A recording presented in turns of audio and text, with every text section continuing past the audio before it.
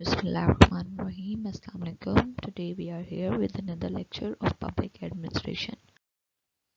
So today we will study that what is civil service. Like the word depicts, like it means the service of the public or the service of general public. So civil service is defined in Civil Service Act 1973 by the government of Pakistan. So this word also has some general meaning as well as which are the civil means like public, and public are the citizens of the country. So by this connection, it means that civil servants are a group of people who serve public, and in that sense, civil service is different from military services. So civil servant is all about the service to the general public, where a different group of people provide different services to the general public in a state, and they make sure that the system of the state is running in a proper or in an effective manner. Recruitment of the public servants or the civil servants.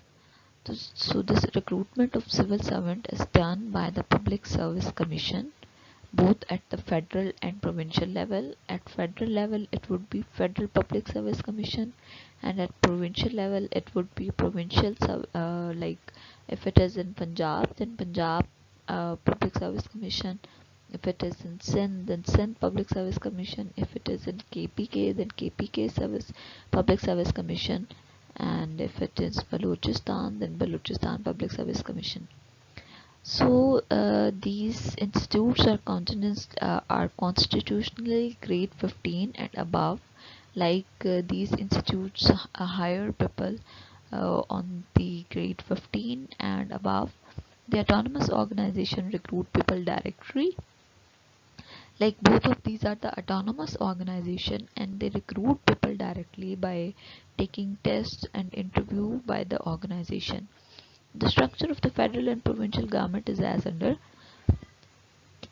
like if we see that as both of these are the autonomous organization, like they are free to take their decisions, so they recruit people by taking their test, later on interview for different organizations. So the structure of the federal and provincial government is as follow. The structure of the federal government is, firstly there are ministries, then there are different divisions, then there are some attached departments.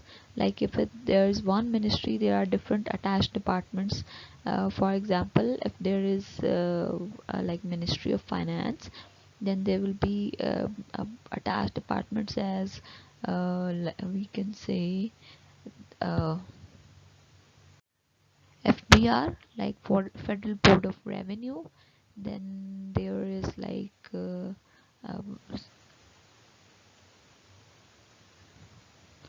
uh, Institute of Chartered Accountancy of Pakistan, like the institute which basically prepare people for the account services to the state.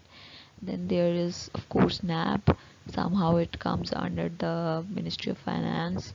uh, so these are the institutes further known as the attached departments. Then there are autonomous bodies. Then there are public enterprises, like there are some private organizations, and then there are some public organizations. In provincial government there are different departments, we all know in every province there are different departments which are working, like the Department of Higher Education Department. Then there is Finance Department. Then there is an Agriculture Department. So then there are some directorate, like every department has a directorate in different cities. Then there are autonomous bodies like the private organization, for example development authorities, district tehsil offices. Like not only the private authorities, but there are some governmental authorities which are autonomous to take their decisions, like the development authorities. As in Multan there is MDA, like Multan Development Authority. In Lahore it is LDA, Lahore Development Authority. So they are like free to take their decisions, and they are autonomous about their own decisions. Then there is a district and tehsil office. Like district and tehsil office work, they are also autonomous, and they are autonomous to take decisions regarding the district or tehsil in whatever the place they are working basically. The functions which are performed by the government, there are different functions which are performed by the government. First one is maintenance of peace, like the maintenance of law and order in the state. There must be no harm to the peace of the state. Everyone must follow the law of the state. One must follow the constitution by the state. It provides the defense services as well. It is the function of the government to provide defense institutes work under the defense ministry. So the work of defense institute is to protect state from any of the external threat, or or in Pakistan, uh, to save state from external internal threats as well. The internal threats, like if there are any situation, or like if the crime rates are increasing, or if some external factor is doing some activity in the state and creating the situation of law and order or extremism. So the police is responsible to defend for the defense of the state and internal matters, and uh, military forces are responsible to protect state from the external threats. It collect revenues. Of course, it is the function of the government to collect the revenues or to collect the resources, because they are responsible for for to create the budget for the state, and the budget is known as an estimate of revenue and expenditures. So firstly, the state basically collect the revenue, then it make an estimate for the expenditures, and the revenue is utilized in the best way. Then it maintains currency, like it is the function of the government to maintain currency, that the power of the currency of the state must remain dignified, or must remain proper, or we can say the value for the money must shouldn't be decreased. Then government provide utilities, like it provides you different services, and then the public pay for those services. These are electricity, telephone and gas. Then government maintains government accounts. Of course, government collect revenues, make an estimate of expenditures, so it maintains the accounts of the state. It is the function of the government to maintain the foreign relations as well, like with which state we have to maintain our relation, with which state we don't have to maintain our relation, on what grounds we will maintain our relations, what would be the objectives of our foreign policy, what are the principles of our foreign policy. We will study this topic in detail. Sorry. So, not foreign relations we won't study. I'm really sorry. That was about another class. But we have to decide, like the government has to decide the objectives and the principles of the foreign policy, like on what grounds we will maintain our foreign relations. Then it maintains cantonment. Cantonments are the areas which basically work under the, which are under the military hold. So the government has to also maintain those cantonments, and the government regulates, distributes and allocate goods and services in the society. Like if government is collecting the revenue, now it is the function of the government to regulate the services in the state, and to distribute those resources or revenues which are collected by the state, and to allocate the goods and services in the society in the way, like in an equal way. Like if in Pakistan there are 4 provinces, then it is the duty of the government to distribute the state resources equally, or with a proportion of population. Like if there is more population, then they will get more resources. If there is number of people are less in a province, then they will get, of course they will get less of the resources.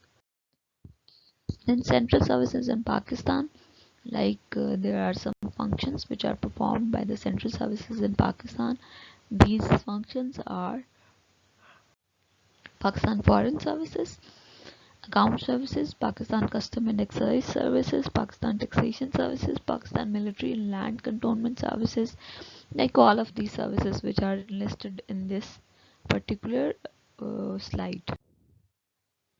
Then there are some occupational groups, like in order to emphasize professionalism in the field of administration, the following occupational groups are basically formed. These occupational groups are basically formed by the Federal Public Service Commission or the Provincial Public Service Commission to make sure about the professionalism in the field of administration. All of people who are basically hired in these occupational groups are hired through the civil services exams, or they are hired by the provincial management services exams, or they are hired through some sort of test or the interview.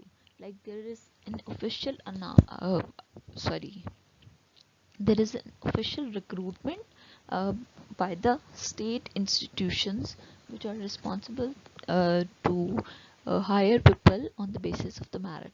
So the groups are basically the district management group, police group, income tax group, custom exercise group. Okay, there is one thing that I want to mention is there is always some sort of merit. Like if someone achieve more marks, or someone is basically more capable, then his appointment is done is in the most leading group, that is basically the foreign affairs group.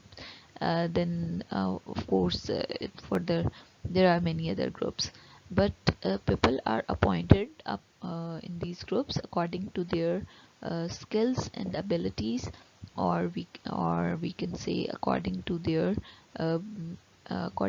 mental ability, and according to their uh, we can say according to their expertise in the field. Like if someone is choosing subjects which are linked with the foreign services, then of course later on he must be appointed in foreign services groups, and so on. Then criteria for the recruitment of civil services. Like there is this criteria on the basis of which civil servants are recruited. First one is based on merit. Of course, there is placement of the civil servant is done on pure merit. Firstly, they have to appear for the exam, then they have to pass that exam, and they have to be on the merit list. Then after passing that exam, they have to appear for the interview, and after the interview they have to go for the training. So yes, it is a proper merit based system.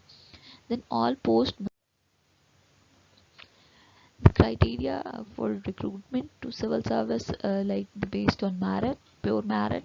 Of course, the recruitment of the civil servant is based on the pure merit.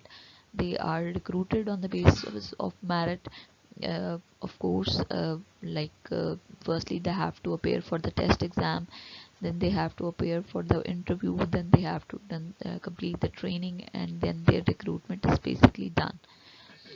All the posts are basically advertised, whenever a civil servant is appointed, sorry, then the post is advertised. People basically apply for that post.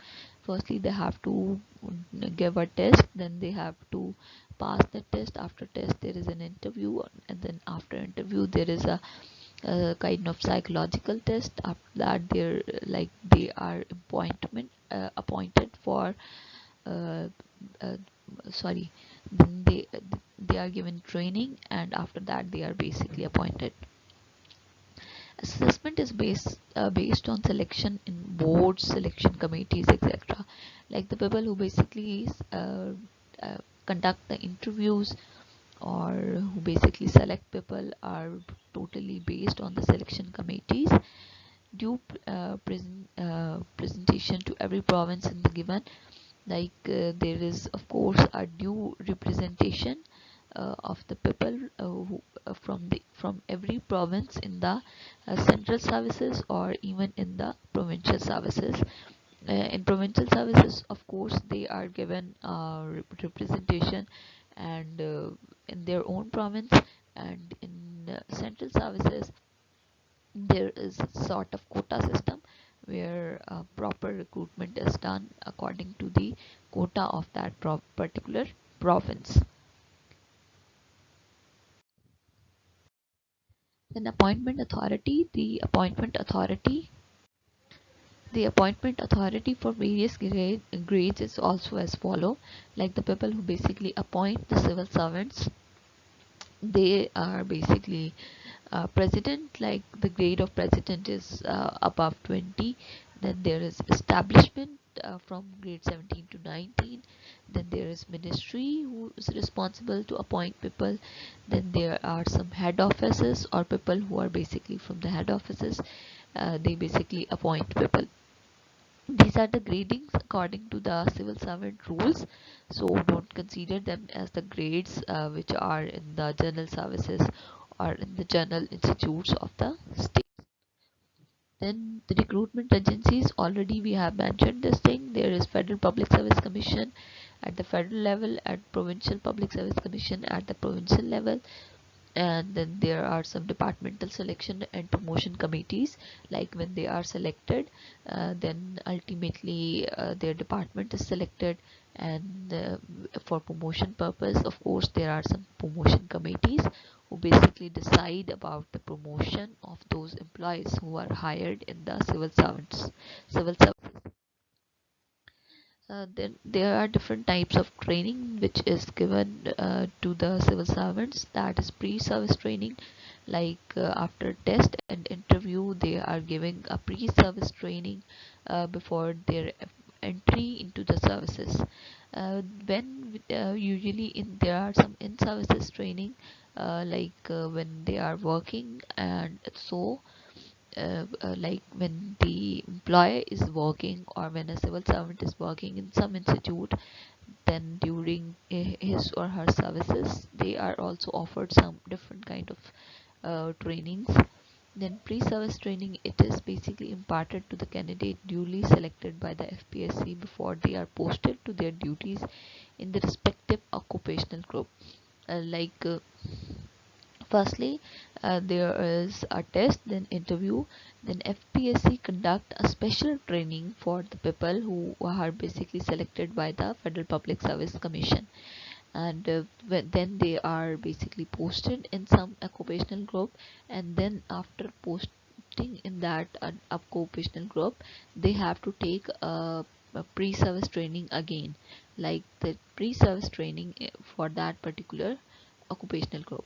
So in imparted to the currently serving civil servants of the government, when the civil servants are basically appointed, then they have to take another training as in service training. Then so the pre-service training and in services training are given to given to both civil servants or even the general employees to the government basically.